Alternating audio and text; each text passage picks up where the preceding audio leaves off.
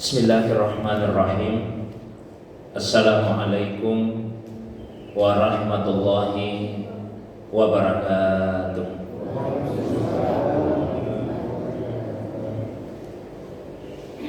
Alhamdulillahilladzi ansala sakinata fi qulubil mu'minin.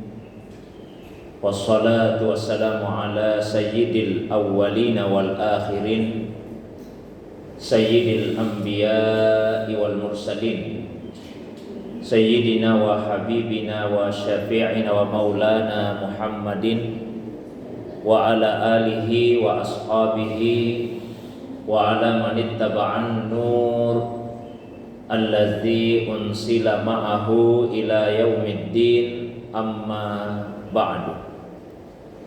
Bapak Ibu hadirin sekalian, jamaah subuh yang semoga dirahmati, dimuliakan oleh Allah Subhanahu wa taala. Alhamdulillah, subuh ini kembali kita dihadirkan, dipertemukan oleh Allah dalam majelis yang semoga dimuliakan ini untuk sama-sama menambah pengetahuan agama, khususnya yang berkaitan dengan hadis Nabi sallallahu alaihi wasallam. Salawat dan salam semoga tercurah kepada kekasih kita Rasulullah Muhammad sallallahu alaihi wasallam.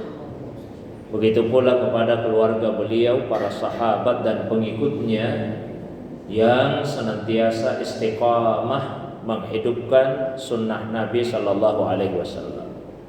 Beliaulah Nabi yang telah diberikan amanah oleh Allah Subhanahu wa taala untuk membacakan ayat-ayatnya, mengajarkan kepada manusia Alkitab dan Al-Hikmah, serta mensucikan manusia.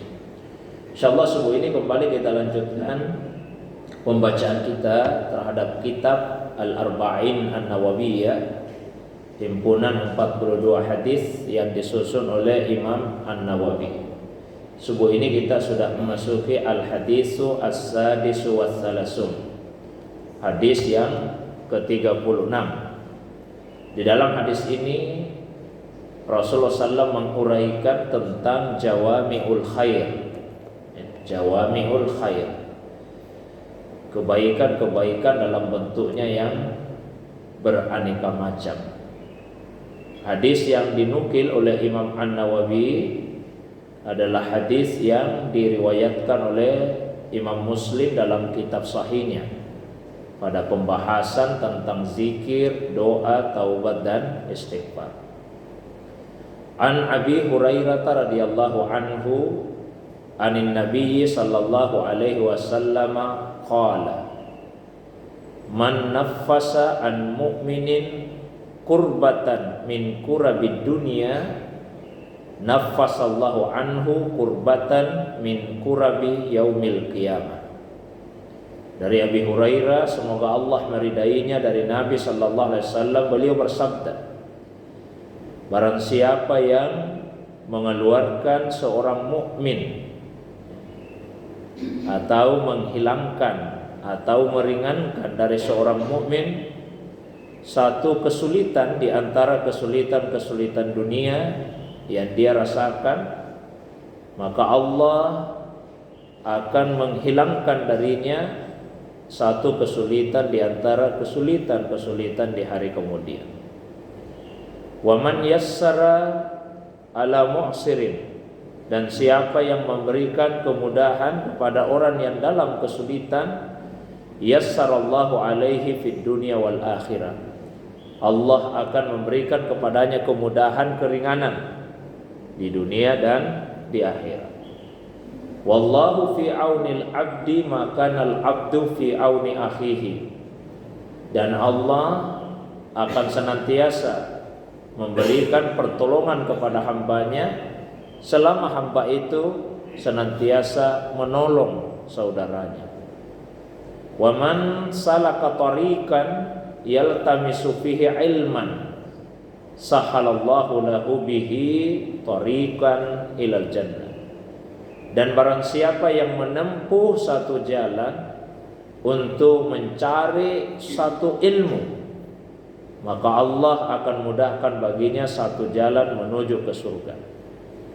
Wa majtama'a qaumun fi baitin min buyutillah yatluna kitaballah wa yatadarasunahu bainahum. Dan tidaklah berkumpul sekelompok orang di salah satu rumah di antara rumah-rumahnya Allah, mereka membaca kitab Allah, yaitu Al-Quran, dan saling mengajarkan satu dengan yang lain. Illa kecuali nazalat alaihimus sakinah, ketenangan akan turun kepada mereka. Kemudian wa ghasyiyatuhumur rahmah kasih sayangnya Allah akan meliputi mereka. Wa haffathumul malaika, wa haffathumul malaika, para malaikat akan menaungi mereka. Wa zakarahumullahu fiman inda, dan Allah akan menyebut-nyebut mereka di sisi para malaikatnya. Wa may batta fi amaluhu lam yusri bihi nasabu, dan barang siapa yang amalnya lambat maka nasabnya tidak akan bisa menyegerakannya. Ini hadis yang relatif panjang, dikemukakan oleh Imam An-Nawawi di dalam kitab Al-Arba'innya, dan dinukil seperti yang saya sampaikan tadi dari Imam Muslim di dalam kitab sahihnya. Hadis ini sangat penting sehingga Imam An-Nawawi ketika mensyarah hadis ini di dalam syarah Sahih Muslim, beliau berkata, wa huwa hadisun azim. Ini adalah hadis yang sangat agung, jami'un li anwa'in minal ulum wal qawaid wal adab. Hadis ini mencakup masalah ilmu, kaidah-kaidah dasar, dan adab atau etika, akhlak. Kemudian ulama lain menambahkan, bukan itu saja, wal fadail, juga masalah fadilah, keutamaan amal, wal fawaid, faedah-faedah yang lain, wal ahkam, dan masalah hukum-hukum agama. Banyak yang Rasulullah sallallahu alaihi wasallam sampaikan di dalam hadis ini. Di antaranya yang langsung bisa kita pahami adalah bahwa al-muslimuna jasadun wahid. Orang-orang Islam itu ibaratnya adalah seperti satu tubuh. Inna afrad mujtama'il imani wal islam a'dha' min jasadin wahid. Sesungguhnya semua individu dalam masyarakat yang dibangun atas dasar keimanan dan keislaman, mereka laksana satu tubuh. Yatahassasu kullu minhum masyairal akharin, sehingga setiap orang mestinya bisa merasakan apa yang dirasakan oleh saudara-saudaranya. Dan ini ditegaskan di dalam hadis yang lain. Nabi sallallahu bersabda, masalul mu'minina fi tawaddihim wa tarahumihim wa ta'atufihim masalul jasad. Perumpamaan orang-orang yang beriman dalam hal cinta mencintai, kasih mengasihi, sayang menyayangi, itu laksana satu tubuh. Idza staka minhu udwun tada'a lahu sa'irul jasad bis-sahri wal humma. Ketika ada satu anggota tubuh kita yang sakit, maka itu akan menyeluruh kepada anggota tubuh yang lain, sehingga kita menjadi susah tidur, lalu kemudian seluruh tubuh itu menjadi demam. Itu perumpamaan persaudaraan di antara sesama muslim. Maka di dalam hadis ini Nabi menguraikan bentuk persaudaraan itu. Satu, dan Nabi SAW, man naffasa an mu'min kurbatan min kurabid dunia. Nafasa maknanya adalah khaffafa au azala, meringankan atau menghilangkan. Sementara kurba maknanya asyidda al-azimah,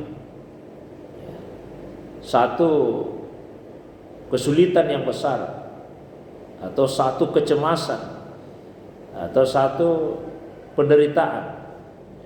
Jadi siapa yang mengurangi atau menghilangkan satu kecemasan, penderitaan, kesulitan hidup yang dialami oleh saudaranya sesama muslim di dunia,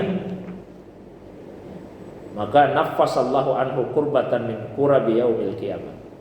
Allah Subhanahu wa taala akan menghilangkan kesulitan dari hamba itu di hari kemudian kelak, akan menghilangkan kecemasannya. Tidak diragukan lagi jamaah subuh sekalian bahwa kecemasan yang kita alami di dunia ini tidak seberapa besar dibandingkan dengan kecemasan nanti di hari kemudian. Kita baru masuk saja di dalam kubur, pada awalnya kita tidak sadar bahwa kita sudah mati. Kemudian Allah Subhanahu wa taala mengembalikan kesadaran kita. Terbangunlah kita di dalam kubur itu. Kita mulai mencium bau tanah, dan pada saat itulah kita mulai tersadar. Ternyata kita sudah meninggalkan dunia. Situlah kita mulai cemas sendirian di dalam kubur, sendirian di dalam kubur. Belum nanti dibangkitkan di hari kemudian di padang mahsyar. Di padang mahsyar yuhsarun nas yaumal qiyamah uratan kufatan ghaira mahtun. Manusia dikumpulkan di padang mahsyar dalam keadaan telanjang bulat, tanpa pakaian, tanpa alas kaki, dalam keadaan tidak disuruh. Matahari didekatkan di atas kepala kita. Semua orang sibuk dengan dirinya sendiri, tidak ada yang peduli dengan orang lain. Al-Quran menggambarkan yauma yafirrul mar'u min akhihi wa ummihi wa abihi wa sahibatihi wa bani. Bahkan semua orang pada saat itu lari, dia tinggalkan, tidak peduli kepada saudara kandungnya, tidak peduli kepada ibunya, bapaknya, istrinya, anaknya. Tidak ada yang kita pedulikan sama sekali. Likulli imri'in minhum yawma idzin sya'nu yughni. Karena tiap-tiap orang sibuk dengan dirinya sendiri, tak betul-betul berada di dalam kecemasan. Maka salah satu upaya untuk mengurangi atau bahkan menghilangkan kecemasan di hari kemudian itu adalah dengan selalu berusaha kita menghilangkan kecemasan, penderitaan, kesulitan yang dialami oleh saudara kita ini di dunia. Tentu kita sudah bisa menganalogikan bahwa sebaliknya, jika kita yang menjadi penyebab saudara kita berada dalam kecemasan, kita yang membuat mereka mengalami penderitaan, kita yang membuat mereka mengalami kesusahan di dunia ini, maka kecemasan yang kita rasakan di hari kemudian juga akan semakin berlipat-lipat ganda. Maka minimal kalau tidak bisa menghilangkan kecemasan dan kesusahan orang lain, paling tidak jangan menjadi penyebab orang lain berada dalam kecemasan dan kesusahan. Ya, kalau kita tidak bisa untuk aktif menghilangkan kecemasan dan kesusahan itu. Yang kedua, waman yassara 'ala mu'sir yassarallahu 'alaihi fid dunya wal akhirah. Siapa yang menghilangkan kesulitan? Biasanya kata ini digunakan untuk kesulitan kaitannya dengan persoalan keuangan, masalah utang piutang. Ada saudara kita dililit utang, lalu kita berusaha untuk melepaskan dia dari lilitan utang piutang itu. Karena yang namanya utang, kata para ulama kita, dia adalah kegelisahan di malam hari dan kehinaan di siang hari. Utang itu begitu. Utang adalah kegelisahan, kecemasan di malam hari dan kehinaan di siang hari. Maksudnya apa? Kalau di hati itu masih ada iman, maka kita akan gelisah kalau punya utang, dan kita akan merasa terhina di siang hari kalau punya utang. Beda Pak. Ada orang utangnya banyak tapi senang-senang saja dia menjalani. Tidak dia pikirkan sama sekali utangnya itu. Ketemu dengan orang yang mengutangi dia, meminjamkan uang kepadanya, biasa-biasa saja. Bahkan meskipun dia tidak bayar-bayar utangnya, sudah lewat atau ditunda-tunda, dia yang gelisah. Dia tidak gelisah. Malah orang yang mengutangi dia yang gelisah. Dia ingat diutangnya ini tuh tidak pernah disinggung-singgung. Itu tanda tipisnya iman. Kalau kita masih gelisah Pak, Ibu masih gelisah memikirkan utang, masih kita malu-malu ketemu orang yang memberi kita pinjaman, itu artinya kita masih punya iman. Jadi kalau kita sudah tidak malu-malu lagi ketemu orang yang memberi kita pinjaman, mengutangi kita, nah kita pikirkan utang itu di malam hari, tipis iman itu. Kan ada orang begitu. Nah, ada perasaan malunya berjumpa dengan orang yang banyak berjasa dalam kehidupannya dalam bentuk bantuan keuangan tersebut. Tanda tipisnya iman atau bahkan tidak adanya iman di dalam hatinya. Jadi mestinya orang punya utang itu dia gelisah.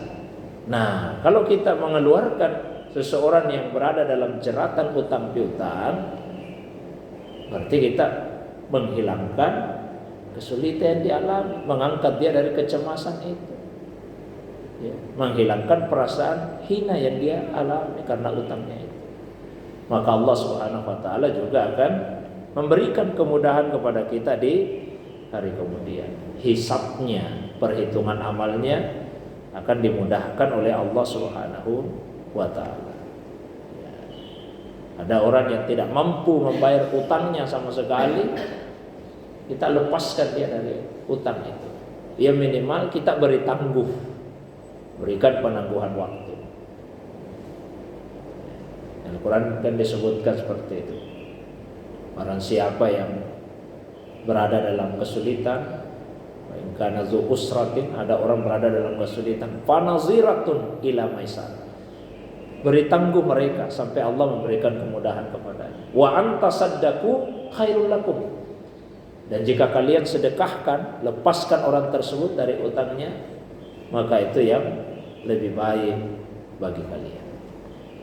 Yang subuh yang dirahmati, dimuliakan oleh Allah Subhanahu wa taala. Kemudian yang ketiga, dalam hadis ini Nabi sampaikan, Allahu fi aunil abdi, maka al abdu fi auni akhihi.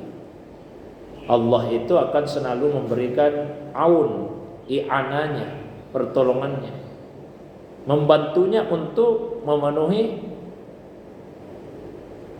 kebutuhan hidupnya di dunia, selama hamba itu juga mau membantu saudaranya.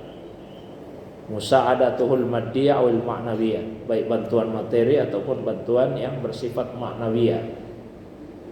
Memberikan nasihat itu juga bantuan. Kita berikan dia solusi ketika punya masalah. Maka Allah Subhanahu wa taala akan terus-menerus memberikan bantuan pada kita. Setelah itu Rasulullah SAW menguraikan keutamaan menghadiri majelis ilmu. Keutamaan menghadiri majelis ilmu. Rasulullah SAW menyampaikan, wa man salaka tariqan, siapa yang menempuh tarik, jalan. Tarik ini dalam bahasa Arab isim nakirah, yufidu al-umum, menunjukkan keumuman. Jadi siapa yang menempuh jalan apa saja, sekarang macam-macam sarananya untuk dapat ilmu. Kita bisa datang langsung ke majelis ilmu, kita bisa baca kitab, kita bisa dengar melalui media sosial, YouTube, Facebook, macam-macam. Jadi sarana apa saja silakan. Meskipun idealnya ilmu itu didapatkan secara langsung. Karena begini, kata para ulama kita, tajidunal ilma fi kulli syai'. Kalian bisa mendapatkan ilmu di mana saja, dari siapa saja, melalui sarana apa saja. Walakin tajiduna barakatal ilmi fis sholihin. Tapi kalian hanya akan bisa mendapatkan berkahnya ilmu pada orang-orang yang soleh. Jadi melalui para ulama-ulama kita yang soleh, kita datang belajar, bukan cuma ilmu yang kita peroleh, tapi berkah ilmu. Apa berkahnya ilmu? Berkahnya ilmu itu tumbuhnya di hati kita khasyah, rasa takut kepada Allah. Sehingga karena tumbuh di hati rasa takut kepada Allah, maka kita akan selalu berusaha untuk mengamalkan ilmu tersebut. Dan ketika ilmu itu diamalkan, man amila bima alima aurasahullahu ma lam ya'lam. Barang siapa yang mengamalkan apa yang sudah dia tahu, Allah akan mewariskan kepadanya ilmu yang sebelumnya belum dia ketahui. Ada orang ilmunya bertambah, tapi rasa takutnya kepada Allah tidak bertambah. Maka ilmu itu justru yang akan membuat dia jauh dari Allah Subhanahu wa ta'ala. Mencari ilmu bukan untuk kepentingan akal kita semata-mata, tapi untuk hati, menumbuhkan perasaan khasyah, rasa takut kepada Allah di dalam hati kita. Karena itu di Al-Quran disebutkan, innama yakhshallaha min ibadihi al-ulama. Sesungguhnya hamba-hamba Allah yang punya khasyah, yang punya rasa takut kepada Allah itu adalah para ulama, orang yang berilmu.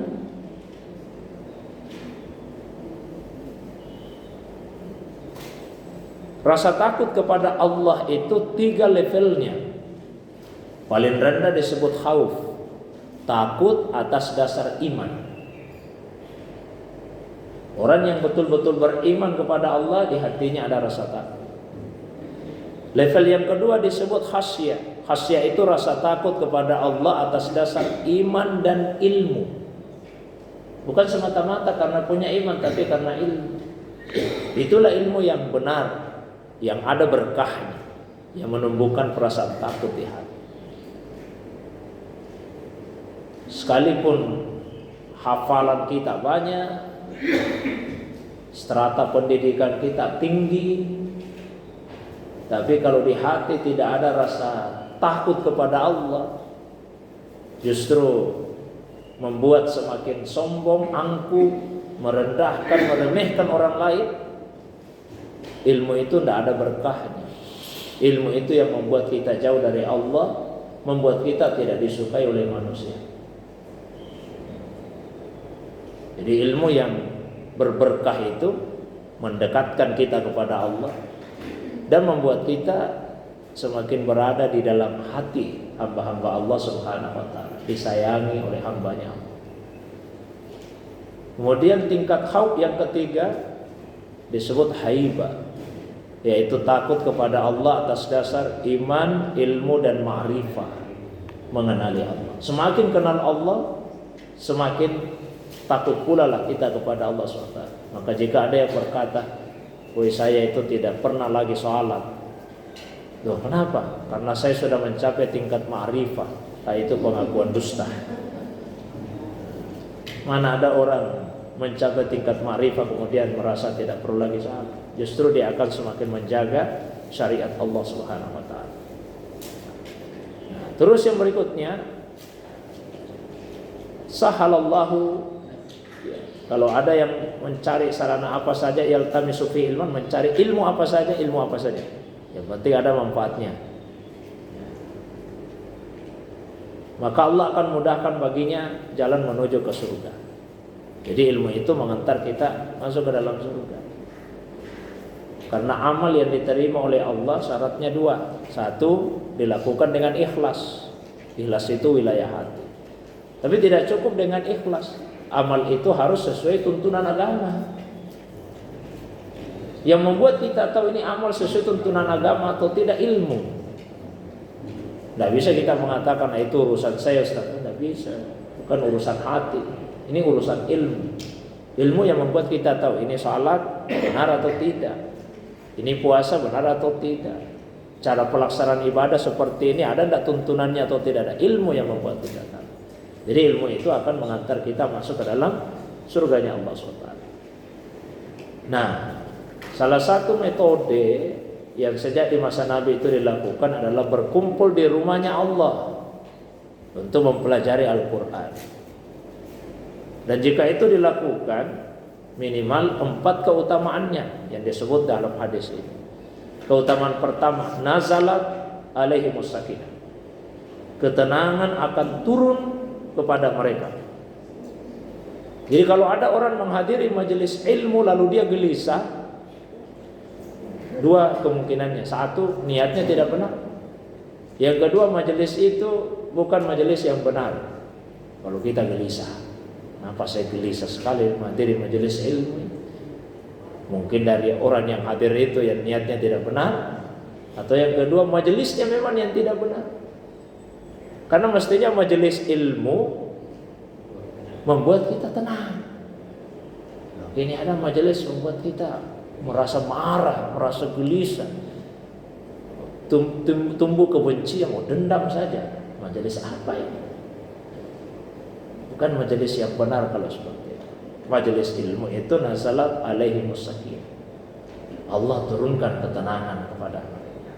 Jadi carilah majelis ilmu yang membuat kita merasakan ketenangan, bukan yang menggelisahkan, yang membuat kita membenci, yang membuat kita dendam, yang menumbuhkan permusuhan. Yang kedua, keutamaan menghadiri majelis ilmu, wasayathumur rahmah, rahmah Allah akan meliputi kita. Ihsan minallahi tabaraka wa ta'ala wal fadl war ridwan. Kebaikan dari Allah, karunia dari Allah, dan keridhaan yang sempurna akan diberikan. Yang ketiga, para malaikat akan menaungi kita. Jadi seandainya mata zahir kita ini bisa melihat alam gaib, kita akan melihat begitu banyak malaikat yang membentangkan sayap-sayapnya untuk menaungi mereka yang berkumpul di majelis ilmu tersebut. Dan kehadiran malaikat yang dimaksud ini malaikat rahmah. Kan malaikat itu ada malaikat rahmah, ada juga malaikat yang membawa azab. Ini yang dimaksud di sini malaikat rahmah. Wallazina, yaitu malaikat yang yansiluna bil baraka war rahmah ilal ardi, yang membawa berkah, membawa rahmat ke muka bumi. Terus yang berikutnya,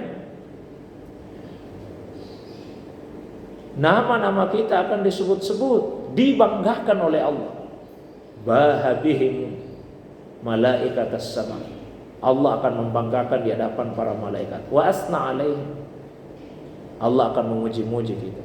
Coba siapa yang tidak senang disebut nama kita oleh Allah? Di dunia saja sebagian orang kalau namanya disebut oleh wali kota, oleh gubernur, oleh presiden, sebut nama kita senang, disebut nama aku. Ada orang memberikan kata sambutan, disebut nama yang hadir di situ, senang sekali, disebut-sebut nama saya. Ini yang menyebut nama kita bukan manusia, Allah yang sebut nama kita. Namanya bapak-bapak, namanya ibu-ibu yang hadir di majelis saat ini, itu disebut semua oleh Allah SWT dengan penuh kebanggaan di hadapan para malaikat. Kalau mau nama kita disebut Allah, datanglah ke majelis ini. Bagian akhir di hadis ini Nabi sampaikan bahwa siapa yang amalnya lambat, maksudnya amalnya lambat, naqisan wa qalilan, kurang sekali amalnya, sedikit amalnya, fakasur an rutbatil kamal, sehingga jauh amal itu dari kesempurnaan, maka nasabnya, garis keturunannya tidak bisa menyelamatkannya. Siapapun orang tua kita, nenek moyang kita, kalau amal kita sedikit, ya keturunan itu tidak akan bisa menyelamatkan. Itu diantara kandungan dari hadis yang ke-36 ini. Saya kira sebagai pengantar cukup. Seperti biasa saya berikan waktu yang lapang kalau ada yang ingin tambahkan, yang didiskusikan, baik yang berkaitan dengan kandungan hadis atau masalah agama yang lain di luar dari apa yang saya sampaikan. Saya persilakan kepada Bapak Ibu sekalian. Silakan Ibu. Ya,